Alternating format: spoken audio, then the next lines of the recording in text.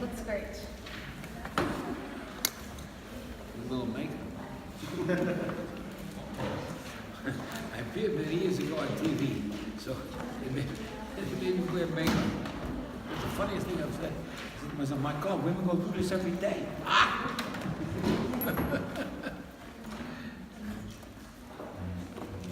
Page 748, the Parsha is Naso. The word Naso means to raise up. To raise something up, to be high, is a form of nisiyut, of being in a leadership role, being a prince, being a leader, being a president. A nasi is a president, no. Naso, raise up. Rosh B'nai Gershon, the heads of B'nai Gershon. But if you look at the English will tell you a different translation. It doesn't say raise up at all. What does it say? It says take a census, a population census. Now we've been taking a population census all over last week's Parsha. When we took the population census of in the book of Bamidbar. And we mentioned that of the total population of the Jewish people, 603,550 males, with assumably an equal number of females, and at least times 6 amount of children, and with a few elderlies, it came out to about 5 million people. If 5 million people stood at Mount Sinai and experienced the giving of the Torah, seems to be an interesting thing, because in fact, no one disagreed with the facts. And you know, Jews have an interesting propensity for disagreeing. Jews love to fight and argue, and there was no argument. Everybody agreed. Yes, we heard the voice of God at Mount Sinai. Rabbis teach, I taught it to you last week. Vayichan Sham Yisrael Keneged Ahar, the Jews dwelled by the camp by the mountain. It says it in Lashon Yachid, singular, to say Ki ish echad b'leiv echad, with one heart, as one man, the Jewish people's unity. But that's an interesting unity, because Rashi also says at the same time that all the other campings of the Jews were not in unity. But this one was. There was no dispute about this. Oftentimes there are disputes about matters, but this was so obvious and so clear to everyone. There was no doubt that, yes, God exists, and God is speaking to us and revealing himself and his presence to the world. And has indeed, in fact, appointed Moshe Rabbeinu, and Moshe Rabbeinu brings down the rest of the Torah. But in that census, in that unity, Levi was separate. We're passing out that sign-in sheet, please, everybody.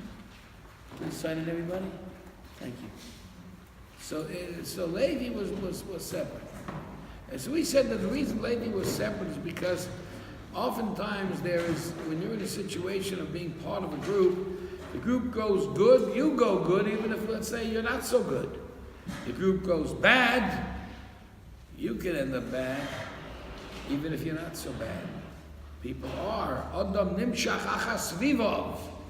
A man is pulled by his situation, and therefore people have to know that they need to move into a decent place, a decent neighborhood with good people, and this way they could move forward in their own lives.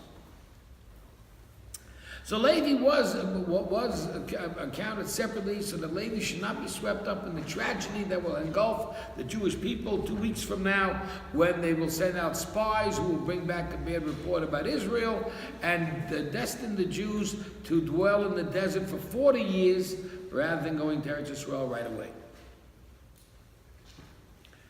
But that tragedy and that decree would not affect Levi, because Levi was not counted as part of them.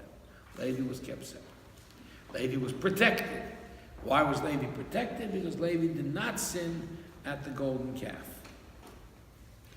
So we're trying to count the Levium separately, which is what we said, and therefore the 3 families of Levi. Who are the 3 families of Levi? Everybody know? Gershon, Merari, and Kahat. Gershon, Kahat, and Merari. So we have already dealt with talking about, we talked about Kahat, and now we're talking about Gershon and Merari, and they'll be counted separately.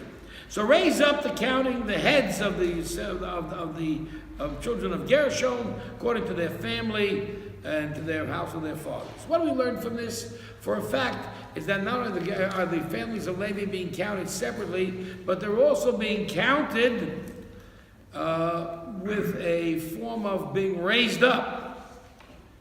When you raise up the head of somebody, it's like, let's say, the king is walking down the aisle, and all the people on the side are bowing to the king, right? You know, and they're all in their heads bowed, and all of a sudden the king looks at one particular person, and that person finds favor in the eyes of the king, and the king walks up to that person and puts his hand under his chin and says, "Please raise up. I want to look at you. You I want to speak to."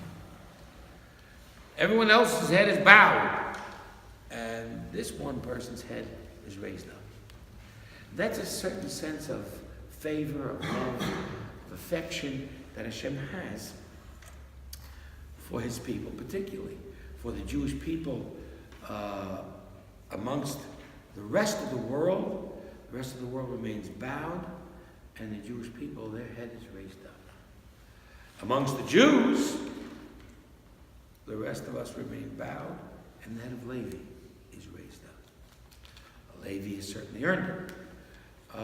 But Levi also has earned that distinction because his task in life will be the task of the service of Hashem. So we talked about that a little bit on Shabbat also, about the task of the Levites, of the Leviim.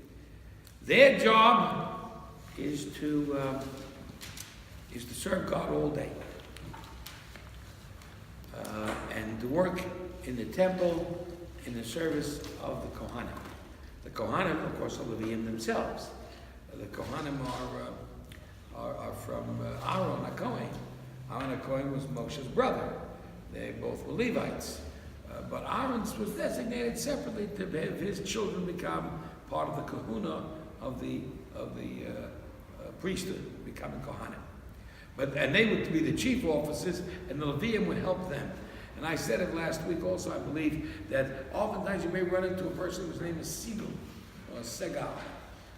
And that's a name for a person who's a Levi, because Sigal stands for Samach Gimel Lamed, Sgan Lakohan. And that's why oftentimes he's a Levi. That person would be a Levi. So the Levites have this task of serving God all day. And because they're not gainfully employed, they enjoy our support and our tzedakah. Anybody want to tell me what is the main form of tzedakah that you would give to a Levi? Truma. That's what going. Oh, sorry. To a Levi? Maybe, You're on a roll. No, I can only get started and then I stop. That's it. The Kohen gets truma and other gifts. The Levi gets maaser, 1/10. And of course, we all know that we need to tithe our income. And certainly in Eretz Yisrael, in agriculture, tithe the produce. And the Kohen and the Levi particularly gets 1/10, 10% every time. The basic way of tithing, by the way, just as a piece of information, is to give truma to the Kohen, which is 1/40th, 1/10 to the Levi. And there's a reason why he gets more. Well, obviously 1/10 is more than 1/40th. But and the way that develops is because the Kohanim get a whole slew of other gifts, particularly from the sacrifices that the Levi doesn't get. But the truma is given to the Kohen. The 1/10 of the meiser is given to the Levi, and then there's a trumas meiser in which the Levi takes out of his 1/10 and gives another 40th to the Kohen. And then there are other gifts as well, but that's not for now's discussion. In any event, I talked about this in terms of nowadays Leviim. The nowadays Leviim are the people who undertake to study Torah all day. To undertake the study of Torah all day is a Mishnah in Pirkei Avot.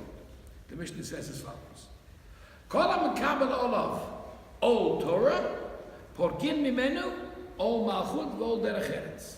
V'chol ha'porek mimenu ol Torah, notnim alav ol malchut v'ol derech eretz.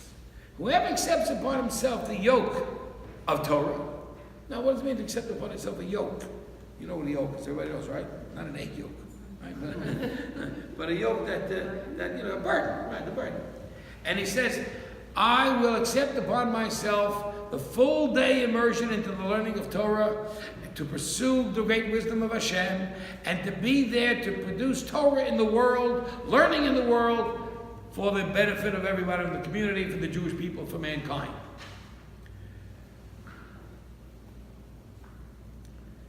Pasuk says, Ilmole Beriti, if not for the covenant of the Torah, Chukot Shemayim Va'aretz Lo Samti, I would never have put in the rules of heaven and earth. I would never have created this world, and it would not function.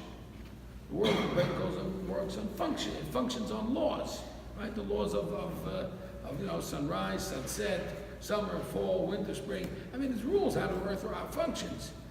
The essence of that would be is based upon the fact that God gave a covenant of Torah on Mount Sinai. And I talked about that on Shavuot. Many of you may have heard, if you were here, that the essence of the creation of the world was the creation of the Jewish people. And the Torah says Bereshit, in the beginning. But oftentimes the bet in front of the word Reshit, beginning, I mean, it doesn't always mean in. It can mean also bishvil, for the beginning. Ba'ad, for the beginning. God created the heavens and the earth. What's beginning? So Rashi brings two psukim, two sentences, which talk about where Reshit is used. Reshit is used as the first. Who's the first? The Torah. It's called the first. And who else is called the first? Yisrael. God created the world for the purpose of Israel studying Torah. God created the world on Rosh Hashanah so that one day there should be a Shavuot and give the Torah. That was the purpose of creation. And we talked about it in terms of a similarity. God takes 7 days to create a world. God takes also the 7 weeks between Pesach and Shavuot to make a Jewish people. We're all born in that same sense.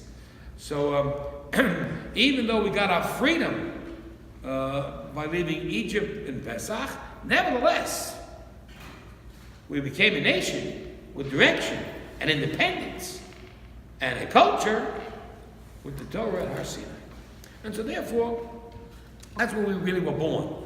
God created the world on Rosh Hashanah so that the Jewish people should get the Torah on Shavuot and learn the Torah forevermore. And this is what Shevet Levi is supposed to do. Whoever accepts upon himself the yoke, the burden of Torah, to be that person who will keep the world safe and intact, porkin mimenu ol malchut v'ol derech eretz. We take away from him the yoke of the burdens of kingdom and the burdens of derech eretz. Derech eretz is generally understood to be the way of the land, which means to get a job. In other words, these people are exempt from getting a job. These people are also exempt from government, which means they're exempt from going to the army. Anybody who accepts upon himself to sit and learn Torah all day, he has no responsibility to go to the army, nor any responsibility to get a job.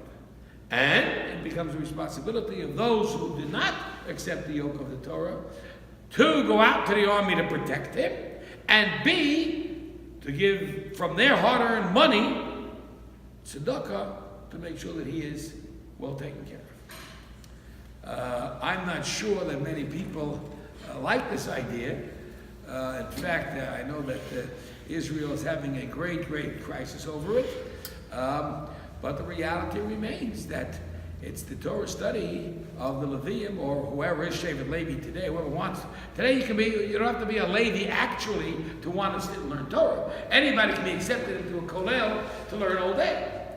In fact, everybody knows that that in August, when there'll be a new group coming into our shul, and the new group is called the Kollel. It's a Kollel from Lakewood. Lakewood is the most powerful yeshiva in America today. Lakewood has about 6,000 students, and Lakewood is setting out 10 young men, young fellas with with young wives and children, little children, and they are going to do nothing more than sit and learn here all day in this Beis Medrash. And they'll be available for people who want to come to learn with them and who want to start a chavruta with them, perhaps. So many of you may not know about my plans for the future, but that's part of the plan anyway. Of course, in that part, of course, I won't be remaining as the Rav of the shul. The minyan will be an independent one more. In fact, these 10 young men are rabbis in their own, so they don't need me. But I'll be staying here, of course, and continuing to give the classes. But the shul will make a change as of August 12th, which will be Rosh Chodesh Elul, a month before Rosh Hashanah. In any event, I just bring that in as a point of reference to try and get you to understand why there's a value in what they're contributing.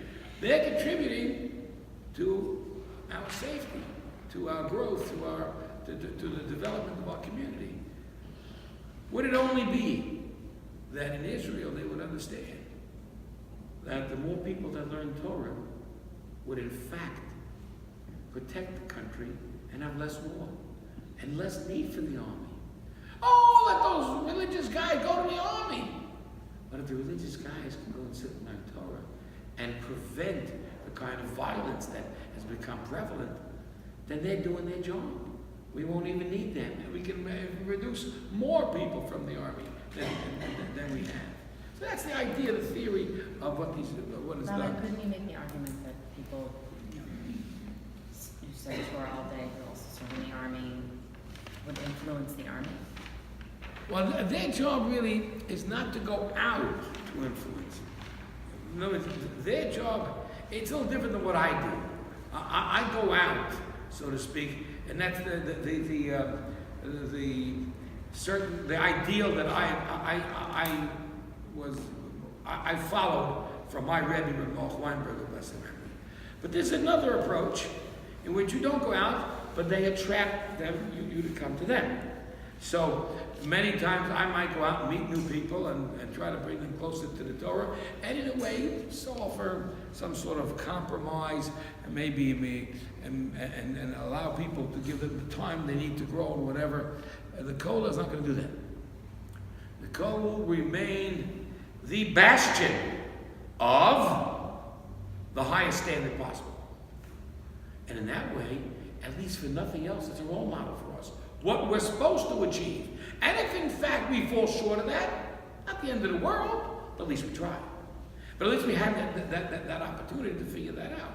I mean, if let's say the highest you ever aspired to was $1 million, when you could have aspired to 10. Now, if you aspire to $1 million, maybe you'll make $500,000. If you aspire to 10 million, maybe you'll make $1 million. But what you aspire to in life is what you may not reach, but obviously you're going to reach more if you aspire to more. If the best you can think of in life is I'm going to daven once a day when you should be davening 3 times a day, then you never daven 3 times a day. And a lot of times you'll miss. I mean, I want to keep kosher. I want to keep the highest standard of kosher. So, again, you got to keep that highest standard, at least as a goal. And these people will be here to remind us of that goal, because they'll be the role models for it. They'll be doing that. I have a question on laws of Shabbat. There'll be resource personnel to come here and say, hi, I got a problem, can you help me out? So we've got people that are doing this as role models for us. Basically, they also need to focus. Let's appreciate that there's nothing greater in life, nothing can be achieved in greater level in life than when you're focused. If I focus on one thing, I'm going to succeed. If on the other hand I'm all over the place, right, and I'm a little here, a little there, I'm not really using my full koiches, my full energy for what I really want to accomplish. So you're going to work, for instance. That's not the time to think about Torah. Focus on work. Do your work. The moment it's done, and you're in the shiur, or you're in the chavruta, you focus on learning, nothing else. Yes? What? I know some of it was going I was talking to the guy behind you. And what happens if you do it every time? You can do that, but you have to understand. See, we talked about this on I gave a share on Shavuot on the 48 ways. And in the 48 ways, we talked very heavily about how do people master physical challenges in the world. These physical challenges challenge us to the point where if they overcome us, then we can't really move forward in what we really want to accomplish. I mean, if you can't get up in the morning because you need your sleep, you're just going to accomplish a whole lot less. And if you can't, control your appetite, you got to stop every 2 hours to eat something. You have to be able to have some control over the physical aspects of life. The tragedy of America and an indulgent society is its inability to control physical issues to the point of addiction. The addiction is a scary thing because you're dead. I mean, if you're addicted, man, you're controlled. And what is the biggest Yetzer Hara, the biggest temptation in life that the Mishnah talks about? Forget America, man. Though America's in it too. But the biggest temptation, the biggest challenge we have is money. Second is sex, but money's bigger than sex. Money. People are overcome by it. They can't handle it. They can't control it. I gotta make this appointment. I gotta make that appointment. This guy's waiting. I gotta do this. I gotta do that. I gotta come late to the shiur because this is happening. That's happening. Who's ready to tell their client, sorry, it's 3 o'clock in the afternoon on Friday. I don't do any more business. You want to do business with me? Monday morning or Sunday morning. Okay, well that's what you got to do. That's what you got to learn to do. And that's the same thing with the shiur. If you got a shiur, you can't. I'm sorry, sir. I'm learning. How many times has someone told somebody, that I really want to meet you, but I can't. This time is not a good one because this time I'm learning with somebody. Okay, that's what you have to do. I mean, you're a big tzaddik. Very modest. In your time, say rabbi, you say, okay, we'll come right afterwards when you're done, when you continue to learn. That's right. But I think the issue is is Torah study really important? Here's an example of how important Torah study is. The great Rosh Yeshiva, Rabbi Shmuel Birnbaum of blessed memory, was always sat in the front of the shul, where the Beit Midrash, during the davening. But during learning, he sat in the back, because that's where the boys would come in. The boys would come into the Beit Midrash from the back, and he wanted to see who came late. And he sat there all morning with his watch, and he was learning, concentrating. He never wasted a minute from learning, but he saw you, and one look. That's all you needed. The man was a lion. He was a lion.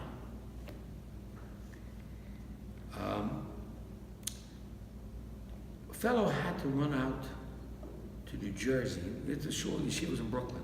A fellow had to run out to New Jersey to help his mom, whose workers didn't show up in a move. So he took off the second half of the day, the afternoon seder of learning, and came back the next morning. Rosh Yeshiva came over to him and said, where were you? He said, well, Rosh Yeshiva, I would never miss learning, but my mom needed me. And you know the mitzvah of honoring your mother. Rosh Yeshiva said, okay, nothing to, that's what you felt you had to do. But obviously the Rosh Yeshiva wasn't happy. Because Rosh Yeshiva, to him, everything's learning. Everything's learning. His whole life was learning. So, Rosh Yeshiva went through 3 wars in underground shelters. Learning. Gave a shir and a miklat. But in any event, so he let it go. Sometime towards the end of the summer, the yeshiva began its session about 2 weeks early, like the 3rd week in August. And he asked the same young man, are you coming in early for the Seder? For mid-August? And he said, no, Rebbe, I can't because I have a job. This job requires that I be there. Within the 2 weeks, I'll be back at the yeshiva, but I have to finish the summer job that I had. It's a very big responsibility. I think it was a head counselor in the camp, maybe. A lot of the fellows do that. My son does that often. Anyway, so Rosh Yeshiva said to him, let me ask you a question. If your mother needed you, would you leave the job? And your responsibility? And he got the message. Who got the message? Anybody get the message here? What's the message he's saying? The Torah has to be at least equal to the job. For the job, you understand, he wouldn't leave. He's got responsibility. For the job, you wouldn't leave your mother for your mother. But the Torah, you left for your mother. Now, we're not putting down the mother, right? But what we are saying is that you're prepared to leave the learning to help your mother, which is a mitzvah, but you're not prepared to leave your job to help your mother. Because after all, it's your job, it's your responsibility. Don't we understand that Torah learning is just as important as the job and the responsibility? We understand that? If you got a responsibility to be at a certain class at a certain time, you got to be there. You got a chavrusa. Let's say you set up a chavruta to learn with somebody at 8 o'clock at night.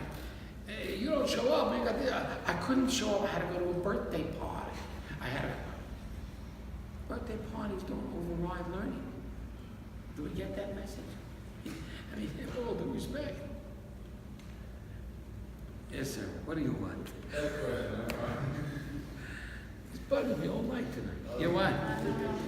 You're not responsible. Where is the limit? Where is the nothing we start? So the limit is what we call kviyut. Kviyut. When you make a deal, let's say, and you kovea a certain time, that time can't be broken for anything, unless chas v'shalom, it's something dangerous. A time is a time. You learn, you learn. I've been teaching Thursday night for 40 years. So it says to be exact certain time every week. It really should. It really should. It really should. Yeah, you're right. I just want to throw an example. Let's say that for some reason I couldn't make it for Torah class. Right. But I say, okay, tomorrow between... It don't work. It don't work. It doesn't work. It doesn't compensate. It You doesn't. understand what I mean? Yeah, I understand. It doesn't cut it.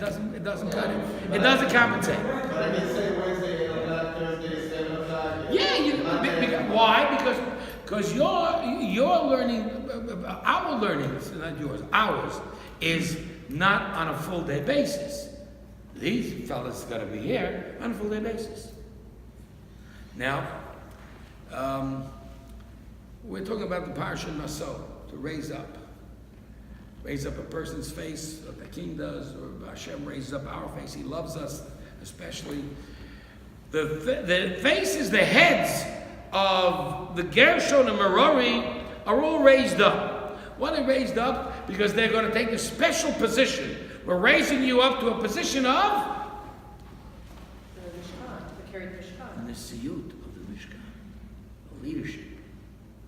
Naso, nosim. You carry something, right? Nosei. Naso is to carry something, is to raise something up. I mean, you put something on your shoulders, you're picking it up. right? So I'm picking you up out of everyone else. I pick you, you're special. That person now takes a position of the Siyut leadership, and he becomes a Nasi. Now we know at the end of the Parsha, and I've always liked to do this, it's a kind of fun thing I like to do. I like to look at the beginning of the Parsha, and at the end of the Parsha, and see a connection. Well, the end of the Parsha, let's take a look. The end of the Parsha is 764. On the day that Moshe finished erecting the tabernacle, anointing it and sanctifying it, right? All the vessels, all the altars, right? He made it holy. And that day, verse 2, 765, the leaders of Israel, take a look at it in Hebrew, on the 5th line.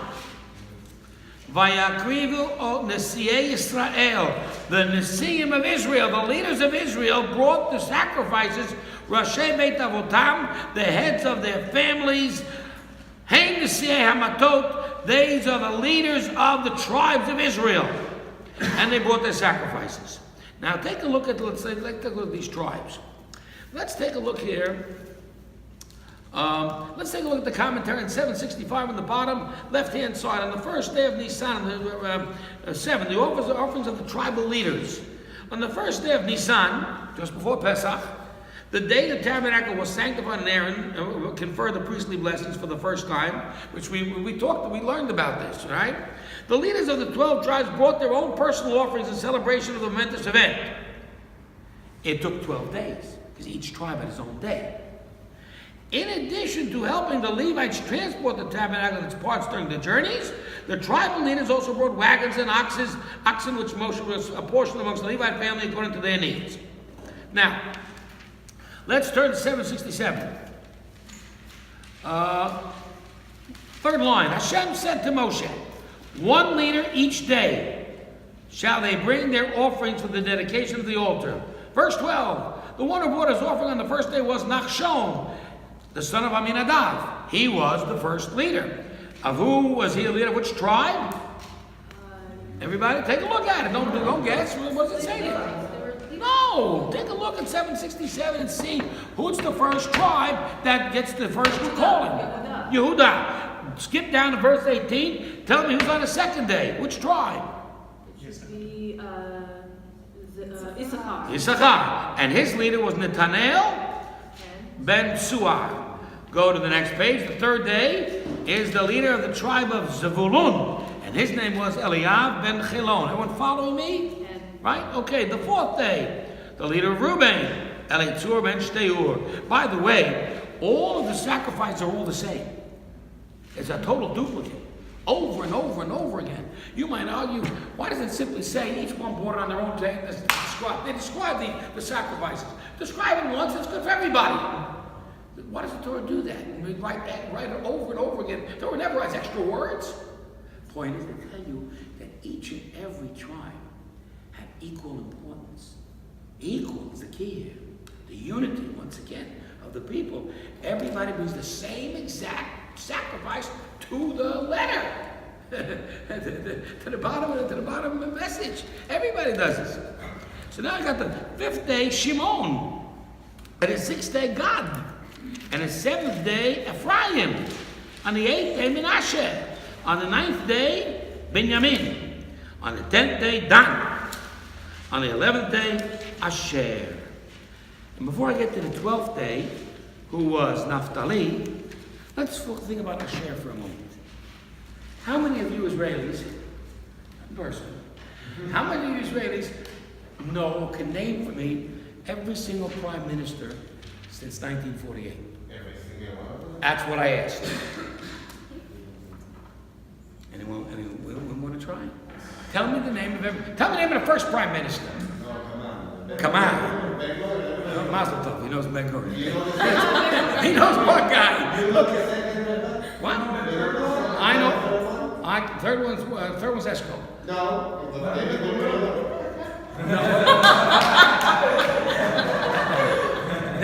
That's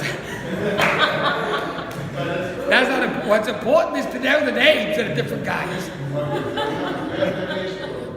Levi Eshkol. I was there. I mean, I know Levi Eshkol. Anyway, point is that there have been 11 prime ministers in the history of the state of Israel.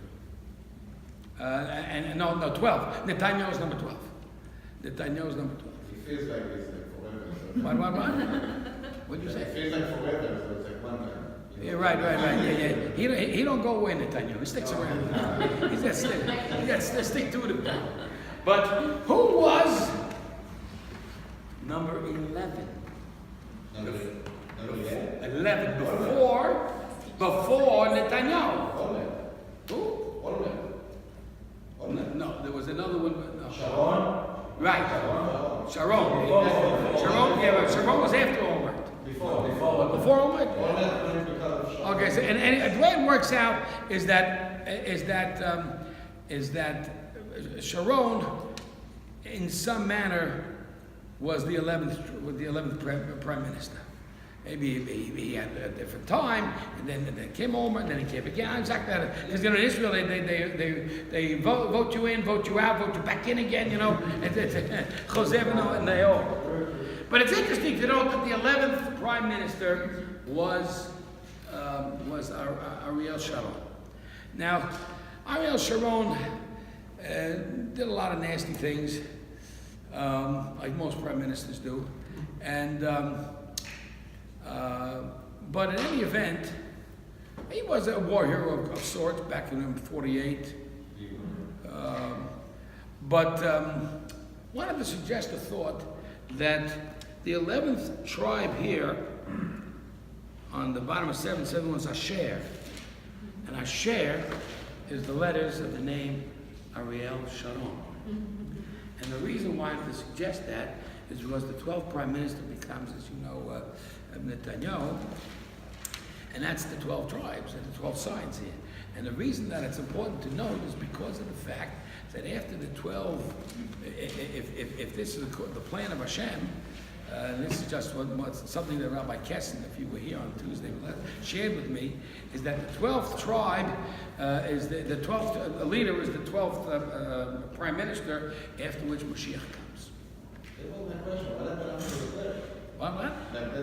The 12th is what's his name? Is Netanyahu. You'll see that there are only 12 guys there. There's no more than 12. Yeah. I mean, I can tell you all 45 American presidents. Really? Yeah. I know 5. I can do it in my sleep. And I can do it in order too. I mean, I have to do something in the bathroom. I read, you know. And go ahead. I'm sorry. What about Golda? Golda's in there. So she's coming also? Yeah, well, Golda's a little strange. I mean, you know, but whatever. This is the modern expression of the 12 Nisim of history. The 12 Nisim in history. Here come the 12 of the modern era. 11 is Sharon. 11 is Asher. 12 is Netanyahu. Anyway, that's just a thought, a possibility. Okay, anyway, these are the 12 tribes, the 12, and what do we call them? The Nesi'im, right? So once again, this is the beginning of the Parsha Naso, raise up, and you become a great prince, a president, a leader of a tribe, a state governor, a state president, whatever it may be, the Nasi. Nasi B'Yisrael. Yeah. I was speaking about Mashiach and Seth coming up, or Mashiach and the Levi? I don't know. Yeah, don't ask me questions. Don't ask me too much. Ask Rabbi Kesser that stuff. Don't ask me. Okay, anyway, the point I'm trying to bring, of course, is that these great leaders were all brought their great contributions and sacrifices all equally to the Mishkan. Talks about, of course, the leadership in Israel. And the leadership in Israel, these people, is equal to the leadership of the Levites that we talked about a moment ago. What's interesting to note is a very interesting thing. Let's go back to the beginning of the Parsha and watch this. How old is how old do you start the counting of the Bnei Gershon? 30 years old, right? And it says, Kol ha'ba'al tzvot tzava, they come to their army.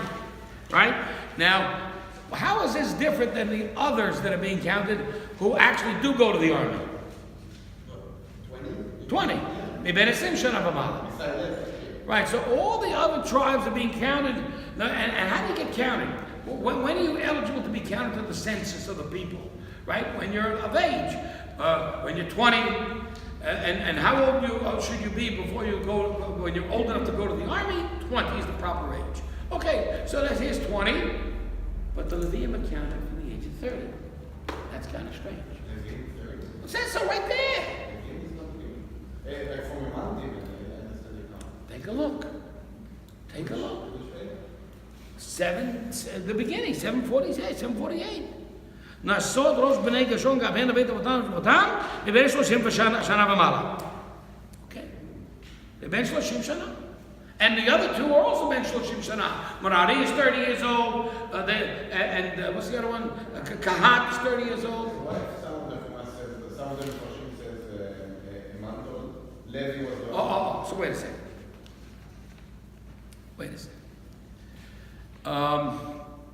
We counted Levium from a month old, certainly not to go to the army, and certainly not to do their task. You can't do anything when you're a month-old baby. Okay. So why were Levium counted for the month, like you say? So if you look back what we talked about last week, you will see that page 742. Hashem told Moshe on verse 40, count all the firstborn from the age of 1 month. And then take the Levium in place of the firstborn. Now, we said that the firstborn lost their holiness because they sinned at the golden calf. And the Levium didn't, so the Levium took their place. We talked about what is called transfer of holiness. How do you transfer holiness in the world? How did holiness come to the world? Mitzvot. Huh? Have you transferred? Yeah, but the idea is, when holiness does come to the world, for instance, let's say Mount Sinai is a holy mountain because the Torah is given on Mount Sinai. It's not holy anymore today.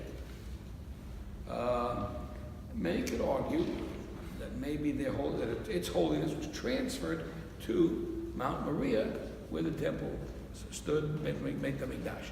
Which, of course, the point is, we all know that that temple, the mount is still holy until today, right? Jewish people are not permitted in Har HaBayit, right? It's holy, and we are basically impure. So impurity is not permitted on Har HaBayit. It's a very serious offense. Once I was in Eretz Yisrael, and I was in Iratika, the old city of Yerushalayim, and I went through the shuk. To the Arab shuk. Wasn't a smart thing to do. In any event, I went through the Arab shuk, and I was looking for a specific Bet Knesset that was in the Arab quarter, and I couldn't find it. And then as I'm going through the maze of all these different little simtaot, these little alleyways, I find a door, green metal door, and I say, let's try there. So as I start to move forward, all of a sudden I hear a big voice scream out, Tatzor! Al Titkadem! Chayalim, soldiers. What are they telling me? They're telling me, don't go anymore. So I turned around and said, why not? Shama Har HaBayit, Asur Lecha. Hear that? That's what the soldier told me. You can't go there. It's Temple Mount. And he really saved me from a very serious mistake. Point is that when holiness comes to the world, it never can leave the world.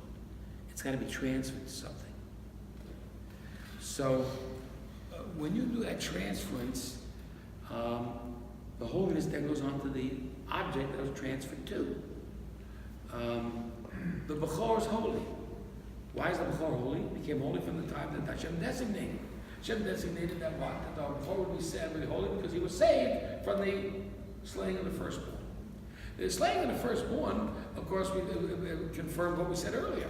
We said earlier that you don't want to be around a situation or a neighborhood or a group of people that are negative or problematic or sinful, because you'll become that way. We're in Egypt. Egypt's getting 10 plagues. Hashem is protecting us, and every plague happens to them, doesn't happen to us. But when it came to the 10th plague, all firstborn were susceptible. Every one of them could have died, including Jewish ones. And that's ridiculous. I mean, the whole idea is Hashem is harming the Egyptians to save the Jews, not to harm the Jews. But because once came in shenitan lamashchit, shuv eno mavchin. The moment that the destroyer is unleashed and the angel of death is out there, he don't know any difference. He just goes after you. Good or bad, tzaddik, wicked, don't make it difference, you're all gone. You're all gonna get hurt. And so Hashem had to do something special to save the firstborn. So what did he do? He did Pesach. He did a Passover. He just jumped over and made sure that this house would not be afflicted.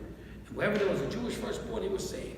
Now the Jewish firstborn are holy. God says, if that's the case, you will be my servants in the temple. But they blew it with the sin of the golden calf. So they transferred all the holiness of all the firstborn onto the Levium. So it was a turnstile. As one Bechor walked out, then one Levi walked in. And Can I ask a question about that? So how come Hashem didn't give the avodah from the beginning to the Levi. to the Levi? Why the mistake? He didn't know it's going to happen. No. Listen, Hashem knows the future. The fact that it has to go through its procedure is what we have to live through on earth. We have to go through it. We have to live through it. Whatever Hashem knows is your destiny, you still got to go through your journey. So the destiny was for the Bechor to be saved. And his destiny was to be holy. When he messed up on it, when the Bechorim messed up on it, so then Levi took its place. And that's part of the journey. At the time, Levi was like everybody else. Levi was not going to take the task of all-day service in Mishkan and Beit HaMikdash. But now they did. Yeah. It's a stupid example, but isn't it kind of like a father who wants to give a good gift to his child? He knows the child's going to break it, but he says, I'm going to give it anyway. In a sense that, okay, I guess so. I'm not sure I would give my 16-year-old the car. But I mean, to answer the question about why would God give this good thing if he knew it was going to be tarnished? Because he wanted to give it anyway. God didn't give the good thing. The good thing happened. Mm-hmm. By virtue of the fact that he saved the firstborn, automatically they received the sanctity, the holiness. Mm-hmm. It wasn't as God conferred it upon them. It was as a result of that action. It's a natural consequence. That's right. Now they lose it, so Levi's got it. But you understand, the way to make it work is to have a transference, because you can't take away the holiness that they have and assume that it's going to float up in midair and go away from the world. It's not going to happen. So you put it on the Levi, and that's what it says over here. Every Levi shall take the place of every Bechor, right? Now, why is it from a month? So the answer is because the Levi, the Bechor, his Kedusha is from a month old. And it's not the same thing as a task. The task that you have will be implemented when you're 30 years old. But you'll be destined for that task and set up for it when you're 30 days old. You get it? So, we know that there were 273 extra Bechorim over the Levium. And it says it over at the bottom of the page. Take a look. Take the Levi, verse 44, take the Levi in place of every firstborn. Verse 46, as for the redemptions of 273 firstborn who are in excess of the Levites, what do? 47, what do? What? Pidyon haben. Take 5 shekels and have a pidyon haben redeem them. Okay. What did you do then? You took the holiness and you redeemed it onto the 5 shekels. How old is a firstborn baby when he gets the pidyon haben? How old is the firstborn baby? Not loud enough? The firstborn baby.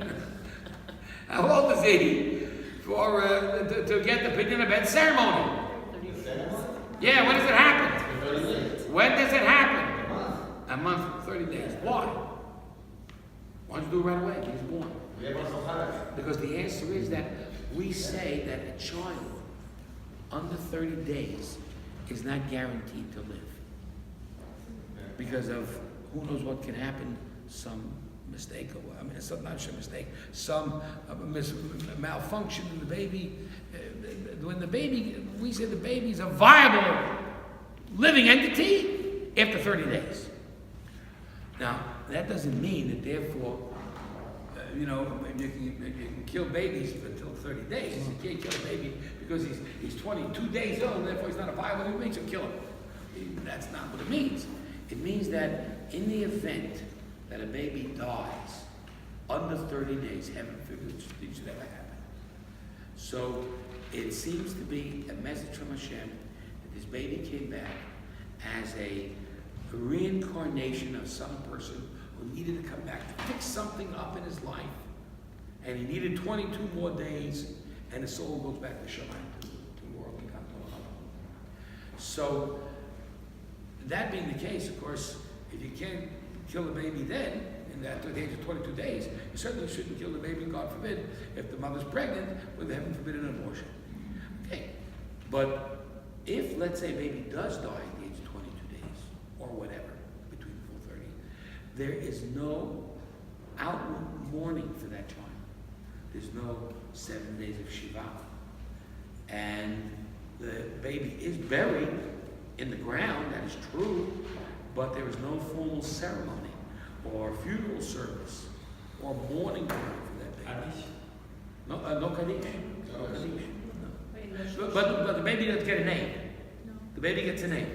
And if God forbid, and if it's a boy, the baby will be circumcised before burial.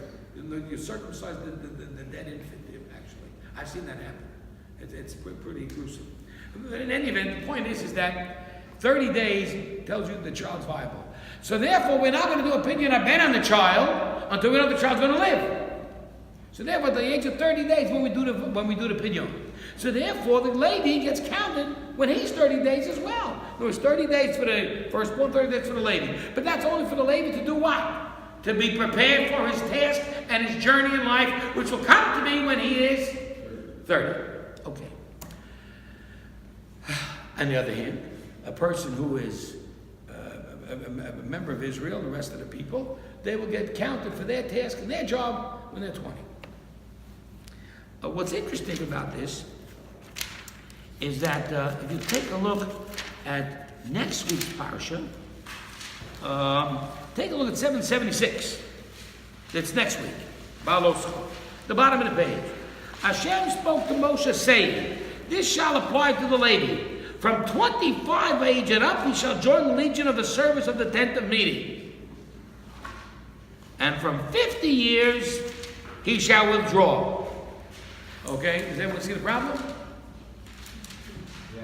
Is that, is the problem obvious, folks? You don't see the problem? You don't see the difference between 30 and 25? You don't see that? Oh, now you do. Okay. One place it says 30, another place it says 25. Now, if you just want to, just pass right by, no big deal, But if you really want to look into it and find out what's going on, then you should want to know what's Hashem telling me. So Hashem is telling me the following message.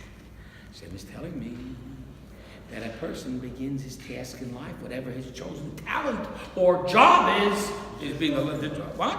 You just talked about what you're going to say. Tell me. Tell me. We need to walk in silence. But how do you resolve the 30-25 problem? Some of it is to go to war. No! Nonsense. No. Wait, don't ruin my dinner. They didn't have dinner.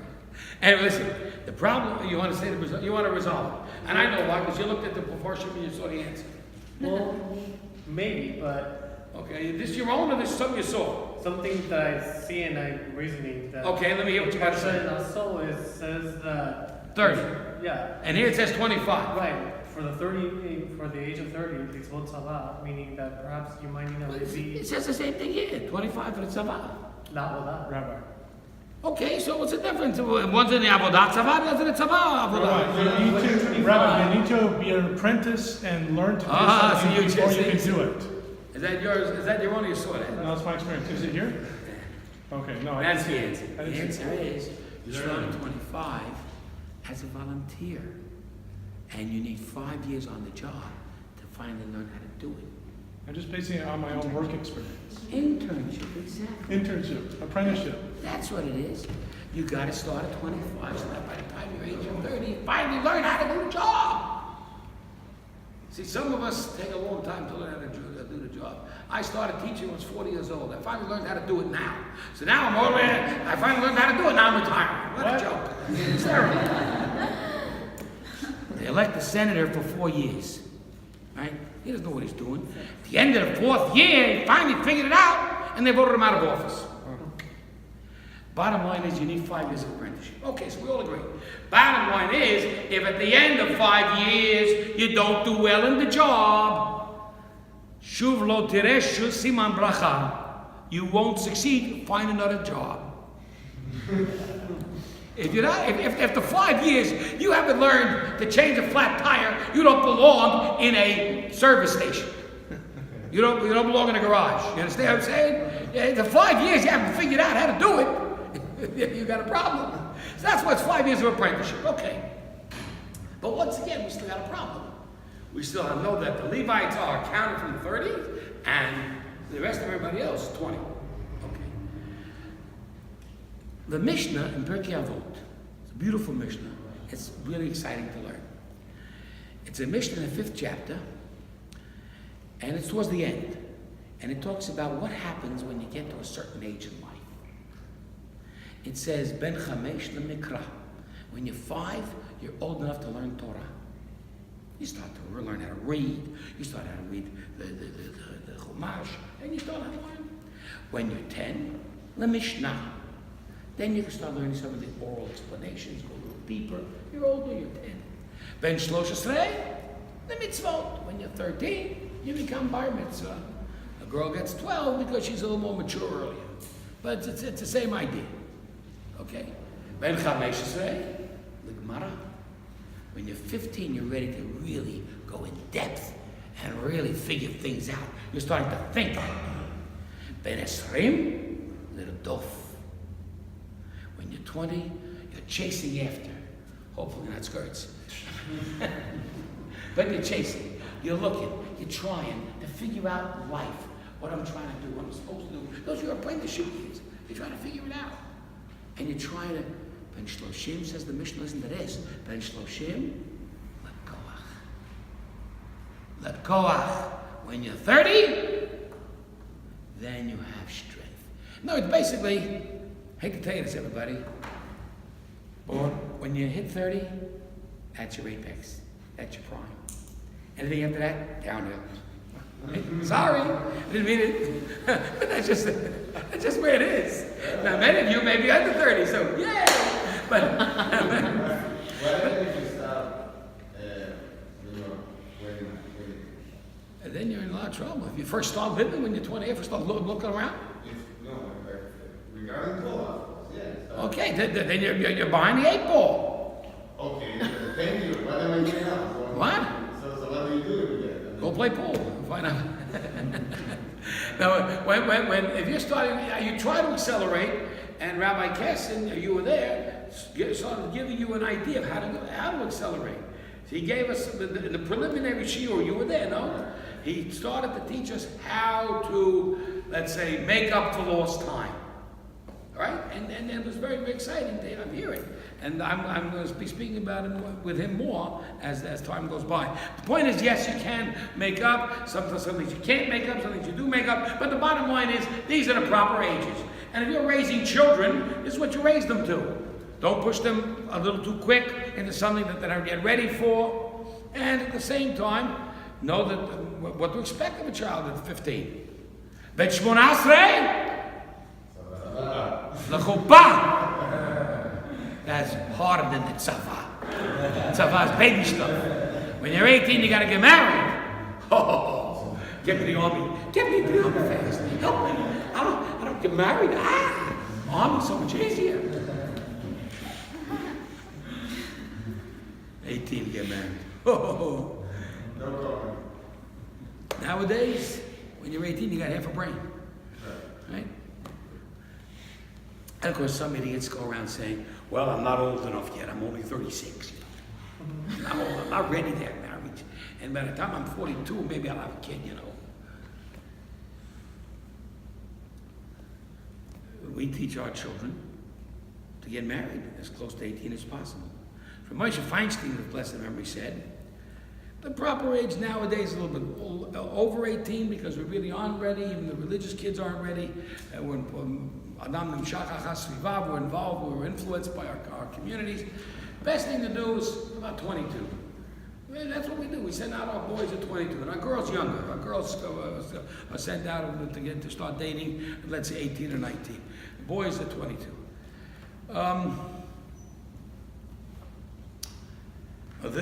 Once you're in that zone of realizing what all these ages are, what you're supposed to do at each age, then life you got a direction in life. What you're supposed to be doing, where you're supposed to be going, how you're supposed to be getting there, and what to do in life.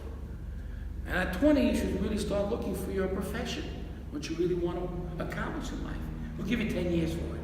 But that's your prime. Your prime years, 30 to 40. That's the best years of your life. Those are the years that you really want to hit your essence, everything you got. Because by 40, it's certainly, as we call it, say in golf, the back nine. I'm gonna get that joke. Only you got it. The back nine is a golf joke. When you go, golf is 18 holes. You know that, right? So after 9 is the first 9, then is the back 9, right? Like. After 40, you're on the back 9. It's on the way down, you understand? What? It's offside. It's offside? Foul play. Foul play. Okay, I'll talk about it. But bottom line is that each age has a value. What is the value of Ben Arbayim 40? Binah. You want to check out this Mishnah, folks? This is great. 5th chapter, Pirkei Avot, look it up. You'll love this. Page 40 years old, you're old enough for what? For Binah, for understanding. That's why we say that no one should ever stop thinking in terms of Kabbalah until they're 40. You want a little Kabbalah, a little Zohar, all these mystical. If you try before you're 40, you're reading a comic book. You don't know what you're talking about. You haven't got you can't even imagine it. 40 already is. You got some understanding. So it ben 50 le'etzah. When 50, advice. Does it mean at 50 you finally learn how to take advice? Or is it 50 you like to give advice? I don't know. But then you can figure out for yourself. So then again, ben 60, ben 70. 60 is zikna, an old man. 70, you're really, really old, like, 80, Bet 80, when you hit 80, L'gvura, that's power. That's power. Anyway, then it goes on to 90, 100, whatever. That's what there's about 120. It does, stops at 100. It's, anyway, I don't want to think about that. But when you're at certain ages, all these things happen. The difference between 20 and 30 is a big difference. 30 is your prime koach. 20 is not yet your prime. You're still young, really young, and not really developed. And if you think about it, to send a man off to army anytime before 20 is the stupidest thing you can do. The guy's an 18-year-old, he can't spell his name. Think about when you were 18. you were off your rocker. 20, you're first starting to understand a little bit of the world. that already maybe we can send such a person to the tzava. But to be a lady, to be a worker in the Beit Mikdash, in the sanctuary of Hashem, and that's a more serious task. That you're not ready for till you're 30. That you need real koach for. So I suggested the following thing. I would like to take 600 young men from the yeshiva who are learning all day and send them over to the tzava. And I'm going to take 600 chayalim and bring them into the yeshiva. Who's going to have a hard task? Who's going to have a tougher? You understand? It's infinitely tougher. It's infinitely more demanding. It's infinitely more overwhelming on an intellectual and on a physical level to do the kind of work and discipline that's required in the Beit Midrash, required in the Beit HaMikdash, than it is to do physical tasks in the army. And I'm not belittling the army, but you see what the Torah says. The Torah says you're not ready till you're 20 to go to the army, but you're not ready at 20 or even 25 to become a lady, to become a really dedicated, devoted, and powerful, totally disciplined student of the yeshiva, and to do the service of Hashem all day. You hit your prime 30. Before that, we won't even let a lady touch the outskirts of the sanctuary. We'll let them touch it. But now it seems that the soldiers stay until 60, but the lady stops at Ben 50 when he's 50. Now, the interesting story about this 50, of course, is the story of Shmuel HaNavi. Shmuel HaNavi, Samuel the prophet, as you know, his mother Chana was childless. And Chana was one of our most beloved and most powerful heroines of the Tanakh. Says a prayer, or says prayers, that are so powerful that they became the source of all our tefillot today. The fact that we have 9 brachot in Rosh Hashanah in the Musaf is because of Chana mentioning God's name 9 times in her prayers. She begged Hashem, give me a baby. She begged him. And she argued with him. And she prayed like the power of which you can't imagine how much internal power, how much focus, how much concentration you're able to do to be able to communicate with Hashem so directly and to feel the connection with Hashem when you're davening. She even threatened Hashem. She said, Hashem, what'd you do this for? What's going on here? Give me a baby. And I promise, she says, Hashem. And when she promises, you know, she means it. That you give me this baby, I will dedicate this baby to the service of Hashem forever. And of course, the baby was born. And of course, his father, Chana's husband, Elkanah, was a Levi. And so he became a Levi, of course. Shmuel, the prophet, was a Shmuel Levi. And Shmuel was nursed by his mother for 2 years. At the time when the baby is 2 years old, she comes up to where the Mishkan was residing at the time in Shiloh, and she meets Eli HaKohen. And she says, remember Eli, I was here and I was crying and praying to Hashem for the baby? And you thought I was drunk, and you accused me falsely, and you didn't know how deep my feeling was, and my pain was? Well, here's the baby that I prayed for. And I'm bringing him to you for the rest of his life to serve as a Levi in your service, in the service of Hashem. So Shmuel HaNavi, of course, becomes the great Shmuel HaNavi, and he arrives at his destiny at the age of 2. His mother gives him up, and you got to think about that also. Think of the heroic mothers that give up their babies. You know the great Gadol HaDor is named Rabbi Yoshev. You ever heard of Rabbi Yoshev? Rabbi Yoshev just passed away. He was the #1 rabbi in Yerushalayim in the world. Rabbi Yoshev was a single He was a ben Yochid. He was the only child of his parents. His parents prayed and cried and prayed and cried for years, 30 years maybe, till they had a baby. This one baby became the leading rabbi of his time. That one baby. Now, this Shmuel Hanavi became the great Shmuel Hanavi because of his mother's cries and prayers. And you can read the story, by the way, of this in the first chapter of the book of Shmuel, and it's found also probably somewhere in the Siddur or in the Art Scroll, also in the Chumash, because it's read on Rosh Hashanah. Why is it read on Rosh Hashanah? Because according to the tradition, the Gemara says that on Rosh Hashanah, Chana was remembered. On Rosh Hashanah, God makes judgment. On that particular Rosh Hashanah, God made the judgment. This year, that happened. So Shmuel Hanavi became the great Shmuel Hanavi, and at the end of age of 50, as we said earlier, he withdraws from service, and he retires. Now, what's interesting is that because he would stay there forever and never come back to his mother or to his family, which was fine when you know that you've contributed this to the world.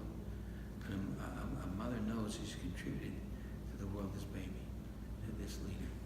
I mean, how do you think the mother feels? It's an amazing thing. Well, he died, Shmuel Hanavi, at the age of 52, because he was 2 years old when he first came, and he worked as a Levi for 50 years, and he was done. And he died. He never came back. Now, there was a rabbi in the Talmud, and a rabbi, and he's quoted in the Haggadah of Pesach.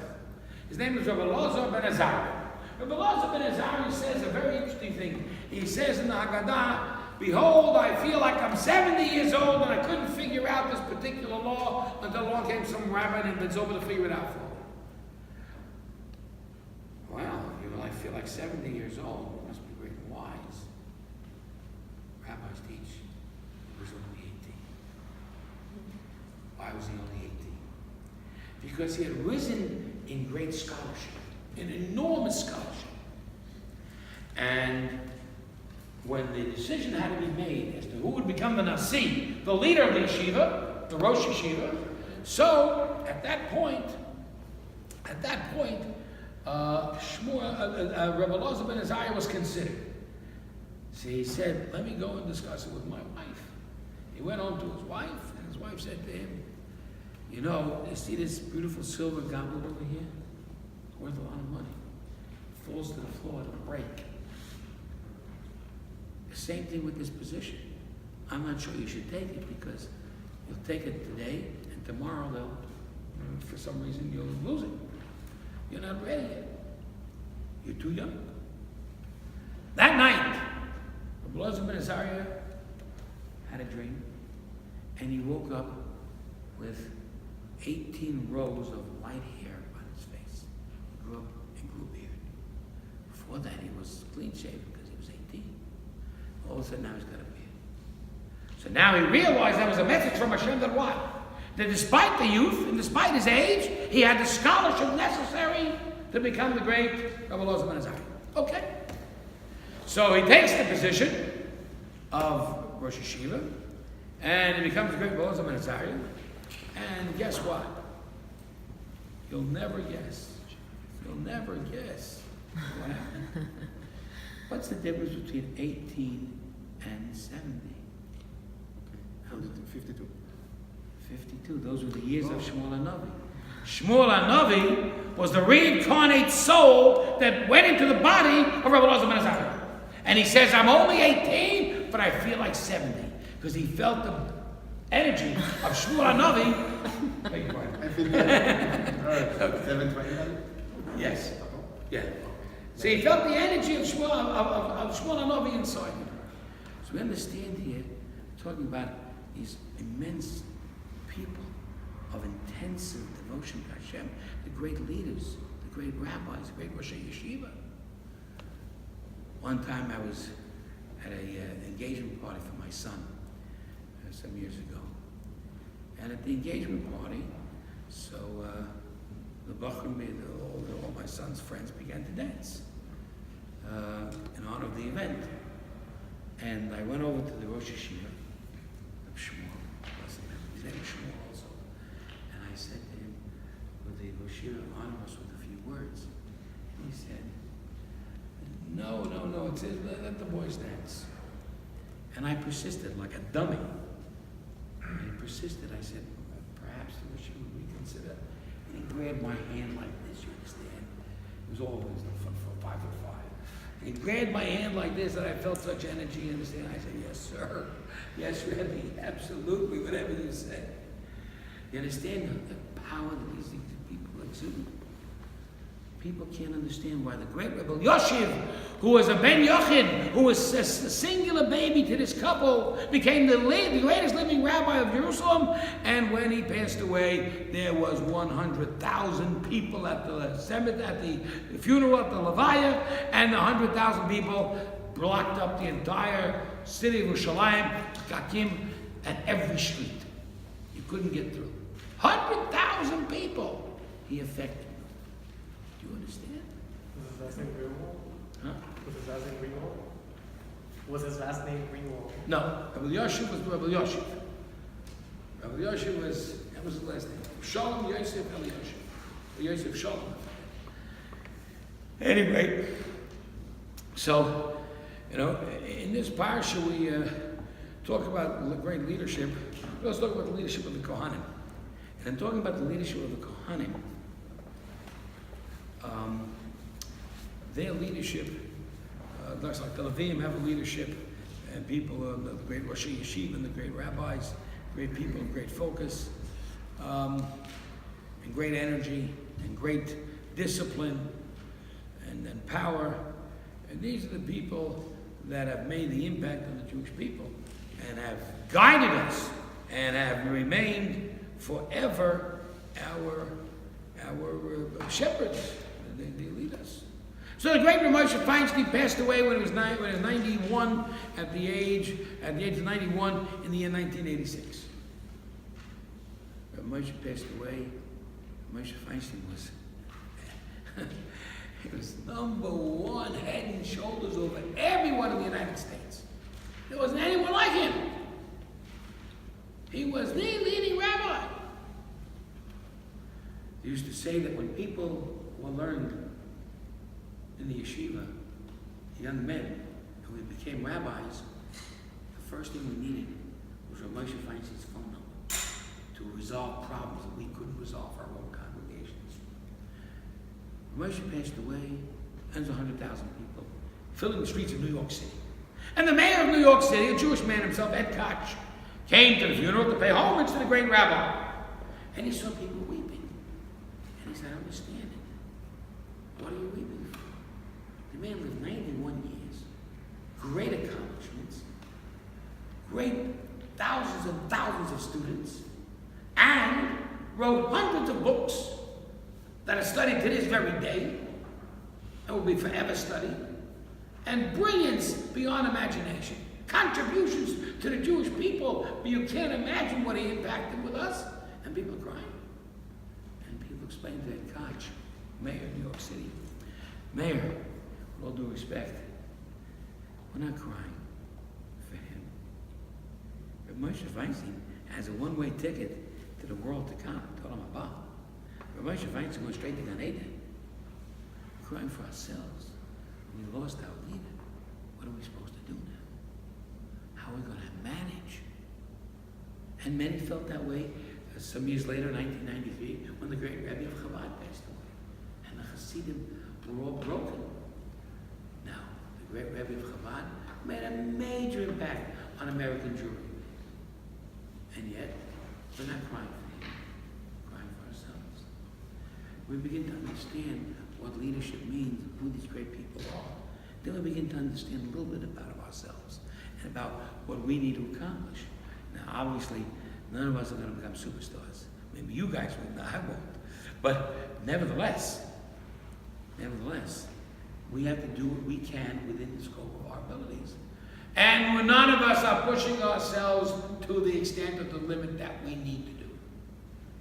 Because Moshe didn't become Moshe overnight. And the Lubavitch Rebbe didn't become the Lubavitch Rebbe overnight. They worked at it. When the previous Rebbe passed away, they weren't that sure that they were going to make this Rebbe, Rabbi Menachem Mendel Schneerson, the new Rebbe. He had to be worthy of it. He had to be totally dedicated to the task, completely immersed. Talent is not enough. And scholarship and learning and intelligence is not enough. You have to have inside you kochot hanefesh, the power of your soul, the power of your spirit, the ability to do. And that comes from someone who wants it so badly. You know why Hannah got the baby? Because she wanted it. When you want it, nothing can stop you. Nothing can stop you. But you gotta want it. You gotta want it. Want power is better than willpower. Because then you can accomplish anything. But you gotta fight for it. You gotta fight for it. And so that's why this parsha is called Naso. Raise up, become great. And that's where you become Nesiim, great leaders. You follow?